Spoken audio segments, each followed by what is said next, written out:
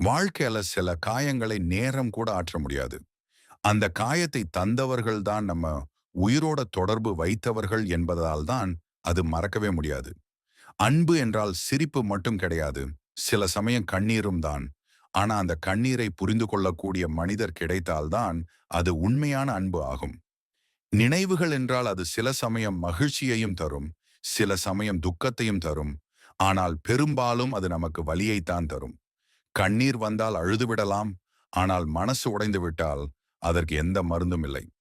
காதல் செய்வது எளிது. ஆனால் மறப்பதுதான் மிகவும் கடினம். சிலருக்காக நம்ம வாழ்க்கை முழுவதும் காத்திருக்கிறோம். ஆனால் அவர்கள் நம்ம வாழ்க்கையில் ஒரு நினைவாகவே மாறிவிடுகிறார்கள். மனசு உடைந்தால் அது எந்த சத்தத்தையும் உண்டாக்காது.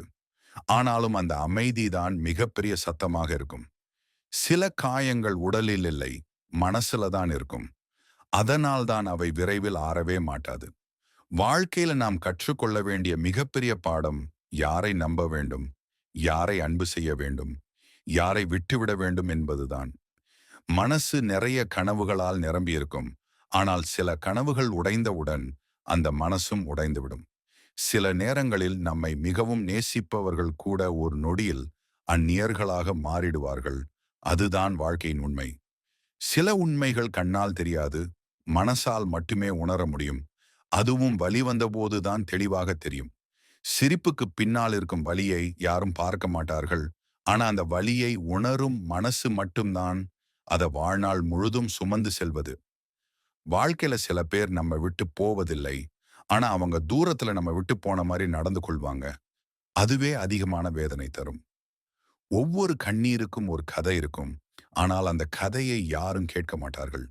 அதனால தான் அந்த கண்ணீர் மனசுக்குள் அடங்கிவிடும். சில சமயம் மௌனம்தான் மிகப்பெரிய பதில். அந்த மௌனத்தை புரிந்து கொள்ளக்கூடியவர்கள்தான் உண்மையானவர்கள். நம்ம வாழ்க்கையில் வருகிற சிலரின் வரவு நம்மை மகிழ்ச்சியாக்கும். அவர்களின் பிரிவு நம்மை எப்பொழுதும் சோகமாக்கும். காதல் பார்த்ததற்கு எளிது, ஆனால் மறப்பதுதான் மிகவும் கடினம். சில நினைவுகள் நம்மை சிரிக்க வைக்கும், சில நினைவுகள் நம்மை அழ வைக்கும். ஆனா பெரும்பாலும் நினைவுகள் நம்மை அமைதியாக்கும். அந்த அமைதிதான் மிகப்பெரிய சத்தமாக இருக்கும்.